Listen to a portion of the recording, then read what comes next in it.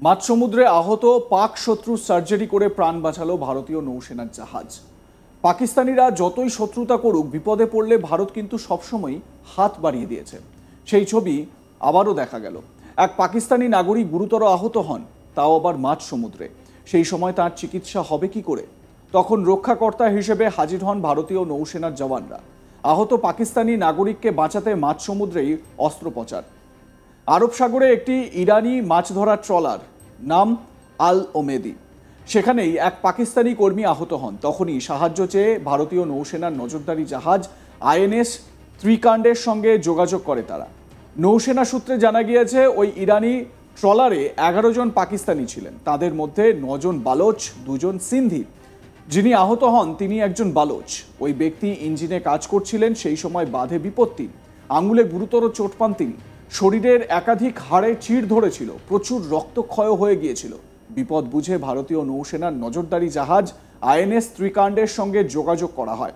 ভারতীয় নৌসেনার কমান্ডো দল মার্কোসের জওয়ানদের সঙ্গে নিয়ে আইএনএস ত্রিকাণ্ডের মেডিকেল অফিসার ওই মাছ ধরার ট্রলারে যান।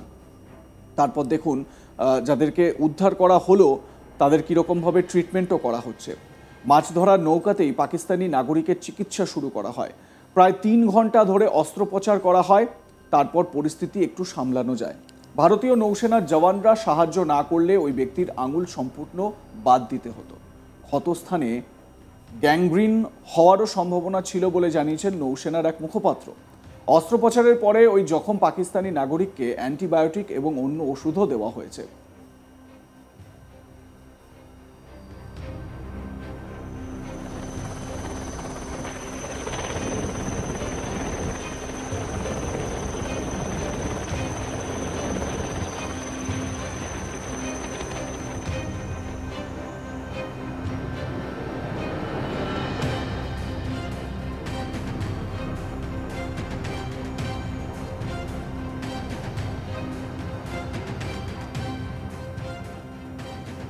প্রসঙ্গত, ভারত সবসময় বিপদে সকলেরই পাশে দাঁড়িয়েছে। কিছুদিন আগেই ভয়াবহ ভূমিকম্পে তছনছ হয়ে গেছে মিয়ানমার। অসহায় মিয়ানমারের পাশে বন্ধু হিসেবে সাহায্যের হাত বাড়িয়ে দাঁড়িয়েছিল ভারত। বিপর্যয় মোকাবিলা করতে নামানো হয় এনডিআরএফ টিমকে। সেই অভিযানের নাম দেওয়া হয় অপারেশন ব্রহ্মা। আর এই অপারেশন ব্রহ্মা মিয়ানমারে পৌঁছতেই তাদের কাজ শুরু করে দেয়। কোথাও কোনো মানুষ আটকে আছে কিনা, কোথাও মানুষ খাবার পাচ্ছেন কি পাচ্ছেন না, কারা আহত হয়েছেন, সেই সমস্ত বিষয় খতিয়ে দেখে অপারেশন ব্রহ্মা। জীবনদায়ী ওষুধ সমেত গোটা হাসপাতাল মিয়ানমারে বিমানে করে পাঠানো হয়। উদ্ধার কার্যে সাহায্যের জন্য ভারত 80 সদস্যের একটি এনডিআরএফ টিমকে মিয়ানমারে পাঠিয়েছে। অপারেশন ব্রহ্মার অধীনে ভারত প্রতিবেশী দেশে 2টি নৌজাহাজ পাঠিয়েছে। অপারেশন ব্রহ্মা কি সেই বিষয়ে আগে আপনাদের জানাই। অপারেশন ব্রহ্মা হলো ভারতের বিপর্যয় মোকাবিলা করা একটি গুরুত্বপূর্ণ টিম, যারা ভূমিকম্প বা বিপর্যয় ঘটে যাওয়া এলাকায় গিয়ে অপারেশন চালায়, যাদের সঙ্গে সবসময় উদ্ধার করার মতো নানান সরঞ্জাম থাকে। ক্ষতিগ্রস্ত এলাকায় প্রয়োজনীয় ত্রাণ সামগ্রী প্রেরণ করতেও দক্ষ তারা। সৃষ্টিকর্তা ব্রহ্মার নামানুসারে এই টিমের নাম ব্রহ্মা রাখা হয়েছে। মিয়ানমারের এই ঘটনায় অপারেশন ব্রহ্মার অংশ হিসেবে প্যারাফিল্ড অ্যাম্বুলেন্সও আকাশপথে পাঠানো হয়েছে। ভূমিকম্পে বিধ্বস্ত মিয়ানমারে সাহায্যের হাত বাড়িয়ে দিয়েছে ভারত।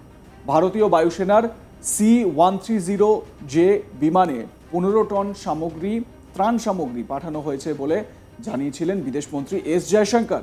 এই ত্রাণ সামগ্রীর মধ্যে সোলার ল্যাম্প, খাদ্য সামগ্রী, রান্নাঘরের সেট, তাঁবু, স্লিপিং ব্যাগ, কম্বল, রেডি টু ইট মিল, জল পরিশোধক, হেলথ কিট, জেনারেটর এবং অত্যাবশ্যক ওষুধ রয়েছে।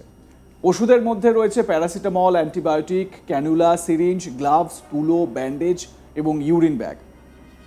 অপারেশন ব্রহ্মা তার অপারেশন চালিয়ে যায়, মানে উদ্ধার কাজ চালিয়ে যায়। ভূমিকম্পের পরেই ভারতের প্রধানমন্ত্রী নরেন্দ্র মোদী এক্স হ্যান্ডেলে পোস্ট করে উদ্বেগ প্রকাশ করেন। তিনি লেখেন, মিয়ানমার ও থাইল্যান্ডের ভূমিকম্পের ঘটনায় আমি গভীরভাবে উদ্বিগ্ন। সকলের নিরাপত্তা ও সুস্থতা কামনা করছি। ভারত সব রকম সহায়তা দিতে প্রস্তুত। এ বিষয়ে সংশ্লিষ্ট কর্তৃপক্ষকে প্রস্তুত থাকতে বলেছি এবং বিদেশ মন্ত্রককে মিয়ানমার ও থাইল্যান্ড সরকারের সঙ্গে যোগাযোগ রাখতে নির্দেশ দিয়েছি। একথা থেকে এটা অন্তত স্পষ্ট যে দেশই হোক না কেন, ভারত সবসময় কিন্তু যে সেবা ধর্ম, সেই সেবা ধর্ম থেকে পিছিয়ে আসে না। সেটা কোভিড-19-এর সময়, কোভিড-19 পরবর্তী সময়ে যে ভ্যাকসিন, সেই ভ্যাকসিন দেওয়ার ক্ষেত্রেও কিন্তু ভারত অগ্রগণ্য। ভ্যাকসিন শুধুমাত্র ভারত যে নিজের দেশের মানুষকে ভ্যাকসিন প্রদান করেছে এরকম নয়, দেশের বাইরেও বহু দেশ এরকম রয়েছে, বহু আফ্রিকান কান্ট্রি এরকম রয়েছে, গরিব অনেক দেশ রয়েছে যাদেরকে ভারত এই ভ্যাকসিন সরবরাহ করেছে এবং যার জেরে এই কোভিড-19 থেকে বেরিয়ে আসা বা উতরে ওঠা অনেক বেশি সহজ হয়েছে। আমরা যেটা বলতে চাইছি সেটা হচ্ছে গিয়ে ভারত এই যে সেবা ধর্ম, এই সেবা ধর্ম সবসময় কিন্তু চালিয়ে যায়। আপনারা দেখুন, ভারত এবং পাকিস্তানের মধ্যে অহিনকুল সম্পর্ক। মূলত পাকিস্তান যেভাবে ভারত বিদ্বেষী বা ভারত বিরোধী মনোভাব পোষণ করে এবং একের পর এক ভারত বিরোধী পদক্ষেপ তাদেরকে নিতে দেখা যায়, সেই জায়গায় দাঁড়িয়ে ভারত কিন্তু সোজাসুজি একটাই বক্তব্য যে আগে পাকিস্তানকে সন্ত্রাসবাদ বা জঙ্গি কার্যকলাপ সেগুলো থেকে বিরত থাকতে হবে, তারপর ভারত কোনো রকম আলোচনায় আসার কথা ভাবনা চিন্তা করবে। কিন্তু এই যে পাকিস্তানি নাবিক বা পাকিস্তানি একজন ট্রলারে আটকে পড়া একজন ব্যক্তি, তাকে উদ্ধার করতে ভারতীয় নৌবাহিনী এরকমভাবে ঝাঁপিয়ে পড়ল, তার সেবা শুশ্রূষা করলো, এটা থেকে আপনারা কি বলবেন? আমরা যদি ইন্ডিয়ান আর্মির কথা বলি, মানে আর্মি, নেভি এবং এয়ারফোর্স, ভারতের এই ত্রিশক্তি একদিকে যেরকম দুর্ধর্ষ, কঠিন পরিস্থিতিতে তারা একেবারে ক্ষিপ্র থেকে ক্ষিপ্র হয়ে ওঠে, ঠিক সেরকমই যখনই সেবা ধর্মের কথা আসে বা মানবিকতার প্রশ্ন আসে, তাহলে এই ক্ষিপ্র, বলা যেতে পারে বিশ্বের অন্যতম ক্ষিপ্র আর্মড ফোর্সেসকে কিন্তু মানবিক হিসেবে লক্ষ্য করা যায়, মানবিক রূপ লক্ষ্য করা যায়। এমনিতেও মানবিকতার কথা যদি বলি, তাহলে বিশ্বের সবথেকে মানবিক সেনাবাহিনী কিন্তু এই ভারতেরই। এ কথা আলাদা করে আর বলার অপেক্ষা রাখে না। এই যে ছবিটা আপনারা দেখতে পাচ্ছেন, এই ছবিতেই কিন্তু প্রমাণ ভারতীয় সেনাবাহিনী কতটা মানবিক এবং কতটা সেবা ধর্মে বিশ্বাসী।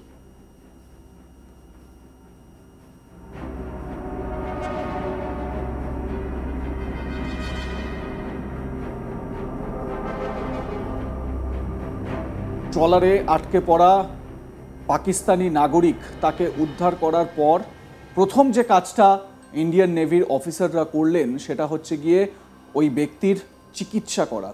এবং সেই ব্যক্তির চিকিৎসা যদি ঠিকঠাকভাবে না করা যেত, প্রিলিমিনারি যে দরকার যে চিকিৎসা, সেটা যদি করা না যেত, তাহলে বড় বিপত্তি হতে পারত।